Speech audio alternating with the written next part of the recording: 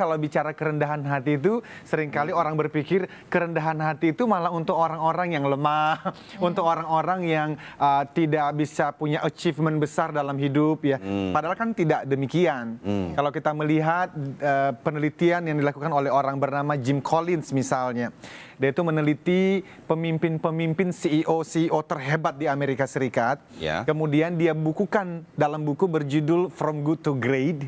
Beliau mengatakan bahwa CEO yang hebat itu, yang membawa perusahaannya menjadi perusahaan yang sangat hebat itu, justru punya dua kualitas yang sangat besar. Apa itu? Dua. Yang pertama adalah humility, kerendahan hati tadi. Tapi juga ada professional will, profesionalisme, di mana betul dia rendah hati. Dia tidak sombong, dia tidak mencari kepentingannya sendiri, dia hadir untuk melayani orang lain, dia hadir untuk melayani pelanggan, tapi di saat yang sama dia tidak mau kompromi dengan hasil kerja yang sembarangan. Profesional harus. Sangat Tetap profesional tapi tetap rendah hati. Persis. Kok bisa jadi semacam apa ya, nama kombinasi yang menarik nih. Kan kita berpikir orang yang kadang-kadang profesional itu biasanya tuh ambisius atau apa Iya, gitu iya, kan. iya, iya. Bagaimana Bukan dia orang yang apa? rendah hati, Iya. gitu, yang Gitu. apa ya, low profile. Low gitu. profile, low profile. Iya kan? Nah, sama seperti pembicaraan kita minggu lalu tentang Kebaikan. belajar menjadi orang baik kan ya, menyebarkan kebaikan itu Iya. kan harus dilatih. Dan kenapa kita membahas tema seperti ini? Ya karena supaya kita juga mau berlatih. Oke. Nah, kita definisikan dulu ya mengenai Latihan rendah kerendahan hati Oke. itu apa. Karena itu Atau abstrak minimal ya. ciri-cirinya ada ya. Boleh. Tidak ada seorang pun di dunia yang berhutang kepada saya. Oke. Tidak ada seorang pun yang berhutang kebaikan kepada saya, baik itu kata-kata maupun perbuatan. Walaupun kita sudah berbuat baik kepada dia gitu. Persis. Tetapi sebaliknya saya berhutang kebaikan kepada semua orang, termasuk orang yang menganggap saya sebagai musuh sekalipun. Wah, Saya itu pikir dalam itu sekali. syarat pertama rendah hati itu agak mudah begitu ya. Iya, ternyata langsung Ini sulit. sudah begitu dalam ya.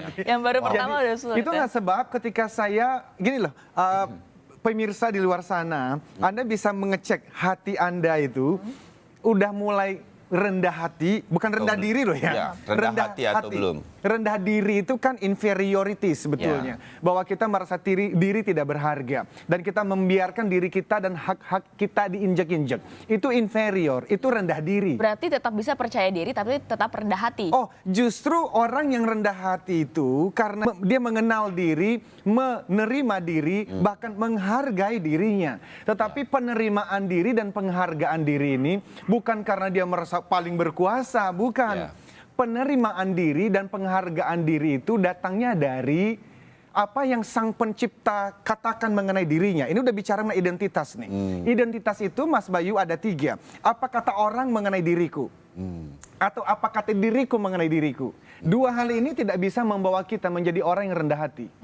Yang bisa membawa kita menjadi orang yang rendah hati itu adalah spiritualnya mesti baik. Apa kata Tuhan mengenai diriku? Bahwa saya berharga bukan karena saya memang punya uang banyak gitu ya. Tapi karena memang beliau yang menciptakan saya karena beliau tahu bahwa saya punya manfaat untuk orang lain. Ya. Jadi saya bermanfaat untuk orang lain, artinya saya punya harga untuk dunia ini. Jadi berbicara mengenai rendah hati tadi, dimulai dari apakah saya menuntut orang lain harus senyum kepada saya. Apakah saya menuntut Mbak di rumah harus menyuguhkan sarapan di jam 6 pagi? Bukan berarti kita membiarkan Mbak di rumah tidak menjalankan pekerjaannya sebagaimana mestinya. Ya. Sebagai pemimpin, bukan berarti teman-teman di kantor boleh bekerja tanpa mengikuti job description dan KPI yang ada, tidak. Ya. Mereka harus melakukannya, tetapi waktu kita meminta mereka melakukannya, bukan lagi tuntutan bahwa kamu harus melakukan karena saya atasanmu. No. Jadi kita mesti mengecek diri kita ini. Ya. Apakah kita merasa ada orang berhutang kebaikan kepada saya, atau justru karena rasa syukur yang begitu besar, Oke. maka justru saya berhutang kebaikan kepada orang lain. Itulah sebab ketemu tukang parkir pun kita mau memberikan kata-kata positif. Ya, Kenapa? Karena kita orang yang pandai bersyukur sebetulnya, Mas Bayu. Ya.